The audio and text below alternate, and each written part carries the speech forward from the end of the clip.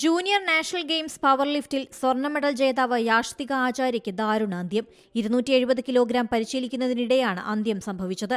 Balance തെറ്റി weight bar കഴുത്തിൽ വീണാണ് രാജസ്ഥാൻ സ്വദേശിയായ 17 വയസ്സുകാരി യാഷ്തികയുടെ മരണം.